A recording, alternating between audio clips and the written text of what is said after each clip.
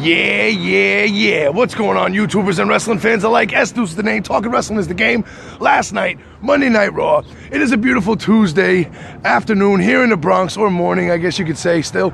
Last night's Monday Night Raw was meh. A lot of mixed reviews online. A lot of people said it was horrible. Some people said it was great. Others said it was just okay. I'm going to be those just okay guys.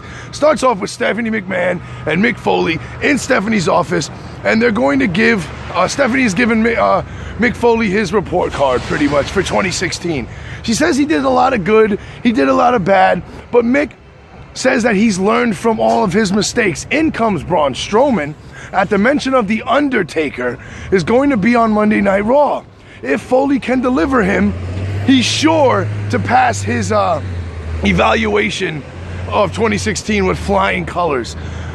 Seth Rollins comes in, and Braun Strowman and him get in each other's face. They end up brawling. Could that be setting up a match? Of course it's setting up a match between Seth Rollins and Braun Strowman. But first, we had Roman Reigns defending his United States title in a 2-on-1 handicap match against Chris JeriKo and Kevin Owens. That match never got started because Braun, the monster, I am huge and I will kill everything that moves, Strowman, beat the hell out of Roman Reigns. Seth Rollins makes the save, but that match never started. So would we still get a US title match?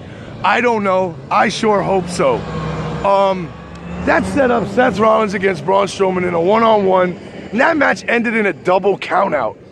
I guess they're giving Braun the benefit of the doubt. Having him work with Seth is good for Braun. He's learning new stuff. You can tell he's a lot quicker in the ring. He seems a lot more comfortable. So kudos to that. But a double countout, man, starting off the night pretty bad. Then we had a couple of cruiserweight matches last night. Jack Gallagher took on Drew Gulak in a very competitive, hard-hitting match, but it wasn't that long. Jack Gallagher wins after a drop kick in the turnbuckle, pins Drew Gulak, 1, 2, 3. I don't understand why they're not giving the cruiserweights the time they need in the ring. These 4-minute matches are showing nothing. I mean, even on 205 Live, they have 5 or 7-minute matches, but it's not long enough to see what these guys can actually do. Gallagher is incredibly entertaining in the ring, and his feud with Daivari it's a secondary feud. Of course, it's a mid-card feud, but it's been great for 205 Live. So Jack Gallagher picks up the win over an extra competitive Drew Gulak, who is on my fan favorite list. I love Drew Gulak. The dude can wrestle, and he can do the catch-as-catch-can wrestling, which I happen to enjoy, made famous by Billy Robinson in the UK. Then we had Lince Dorado against Neville, and Neville has been ruthless. Although Dorado definitely had some offense in the match, there was no way he was beating Neville. Neville has been red hot since turning bad. And Neville taps out Dorado last night with a crossface arm bar type thing. But Dorado taps out. Neville holds the hold on after the referee rings the bell, which prompts Rich Swann to come in and make the save. Swann finally gets the better of Neville in their exchange, which is good because it's leading up to Neville against Rich Swann at the Royal Rumble for the Cruiserweight title, where I'm making the prediction that Neville is going to win that Cruiserweight title and be champ until they find a worthy competitor good enough to take the belt off of him. But we move on. HBK was back last night. Raw was in New Orleans, and HBK came back, and of course the people went apeshit, batshit crazy for HBK. Rusev and Jinder Mahal and Lana interrupt HBK, and that prompts Enzo and Cass to come out. Definitely a funny segment. I think it might have went on like 3-4 minutes too long. They were saying what Rusev was yelling at Shawn Michaels about not putting Lana in his movie, and Shawn saying, well, the movie's already done, and yada, yada, yada. But there were some funny spots in that segment. It led to a match with Cass and Jinder Mahal. Shawn Michaels hits a sweet chin music on Rusev like he never lost a step. And Big Cass gets the win over Jinder.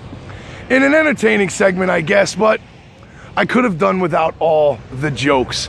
And the pianist joke. I know they're pushing that PG rating, and they're trying to show fans that they can be edgy, but that's not the way to do it. The show goes on. Sasha Banks and Bayley are backstage, and Charlotte comes, and Bayley and Charlotte get into an argument. All of a sudden, Nia Jax pops up, and they proceed to beat the hell out of Bayley and Sasha Banks. Sasha Banks and Bayley are left laying in the back, which causes Sasha and Bayley to storm into Stephanie McMahon's office and demand a tag team match next week.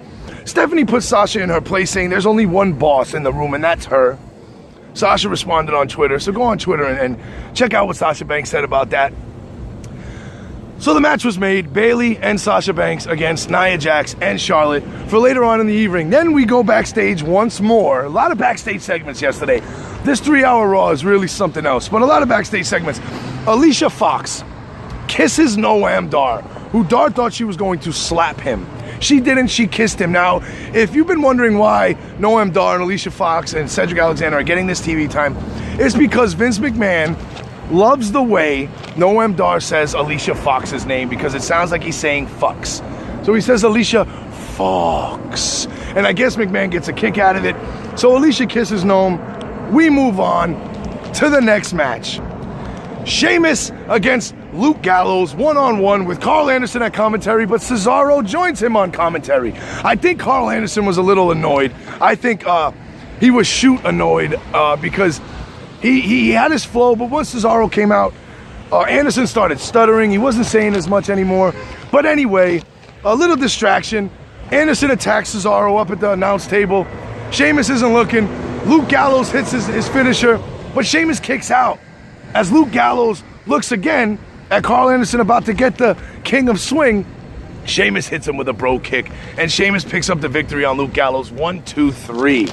But next would be the most exciting segment of the night. Mick Foley enters the ring, and he's asking for The Undertaker to come out, and he's talking about the Hell in a Cell matches and all the hell that The Undertaker and Mick Foley have put each other through.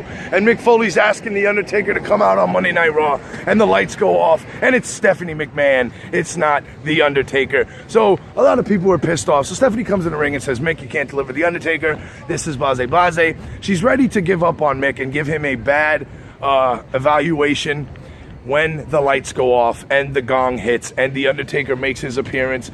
And let me tell you something, Undertaker looked like the Phenom last night. It looked like he never left. But the funny thing about it is The Undertaker gets in the ring, starts talking crap, and then says, I'm entering the Royal Rumble. I've got 29 holes for 29 souls. Gives kudos to Mick, says The Undertaker says, I answer to nobody. I don't belong anywhere. So Undertaker's not a part of Raw. He's not a part of SmackDown. He's just his own person. Which I can deal with that. I don't see him being on any one brand. I don't think you can have him on one brand. But The Undertaker's in the Royal Rumble. And now if you think about it, you got The Undertaker. You got Seth Rollins. You got Goldberg. You got Brock Lesnar. You got all these dudes entering the Royal Rumble now. With the Phenom in it, I mean, it's all up for grabs. Now, I know they wanted The Undertaker to have one more run, but we're gonna see how that goes. I want to see who eliminates The Undertaker from the Royal Rumble, thus making The Undertaker's next opponent for WrestleMania. I heard John Cena. We heard a lot of rumors. Don't know exactly who it's going to be. Now with The Undertaker in the Royal Rumble, everything is up for grabs. We don't know who they're going to write to win. I don't know who's going to win it. I had my pick. I thought it'd be Goldberg and Brock Lesnar. Now I don't think it's going to be either one of them, but I don't know if it's going to be The Undertaker either. We shall see, but the show will go on. Main event time. I'm sorry, it's not the main event time. There was another segment, another comedy segment with Titus O'Neil and the New Day. Titus O'Neil wants to join the New Day, so they keep putting him through these initiations in which he keeps failing. So they showed Titus on NXT, and it was horrible. They did the keg run, and it was just so bad. Very hard to watch. The segment went on for what it felt like forever, and it led to a match between Kofi and Titus, in which Kofi Kingston wins. What the hell is Titus going to do? Is he going to get two other people to maybe combat the New Day? Oh, how the mighty have fallen is all I can say. I don't see how the New Day can win, be the tag team champs for 400-something days, and then they go on to just right to the mid-card. Now, it's main event time. In the main event, JeriKo, Kevin Owens against Roman Reigns for the US title. They put a beating on Roman Reigns, and every time it seemed like JeriKo and Owens was going to win, when they had him down and out in Beverly Hills, Roman fought back.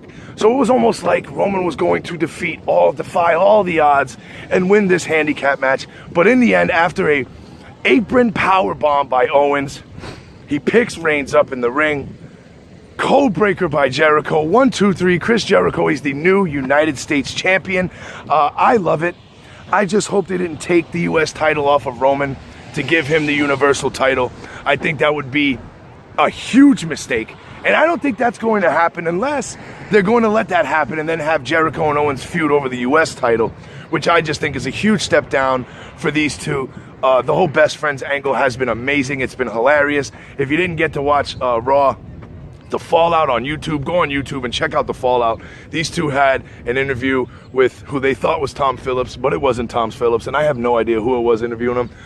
But JeriKo wins the US title for the first time in his 20-plus year career, which I think is great. But again, very worried now that Roman Reigns could possibly be the next Universal Champion. Royal Rumble's only a couple of weeks away, and boy is it heating up. As far as an overall grade for Raw last night, I have to give them a C. The show was down, then it got maybe to a midway exciting point, and then dropped back down, and then JeriKo winning in the end brought it back up, but it was still overall a bad, boring show. I'm interested to see what the rating's going to be on television. If the rating's anywhere from a 2.3 or a 2.1-ish, I think SmackDown has the chance to beat Raw in the ratings again this week. So let's pay attention to the ratings and see what happens. But SmackDown tonight, the Wyatts against American Alpha for the tag team titles. And I know we've had title changing hands on SmackDown each of the last 3 weeks or 2 weeks. I don't see American Alpha dropping the tag team titles, possibly at the Royal Rumble, but I don't think it happens tonight on SmackDown. Anyway, remember here on Let's Talk Wrestling, there's no gimmicks needed. You see me walking around the dirty, snowy streets of the Bronx. It's just me, the camera, you, the viewer. No gimmicks needed. Let's talk wrestling. Don't forget to thumbs up this video. Comment and let me know what you guys thought of Monday Night Raw. Spread the love, share the video, and always remember to tell a friend about Let's Talk Wrestling. Raw was a snooze fest last night. Let's hope SmackDown is a little better. Peace.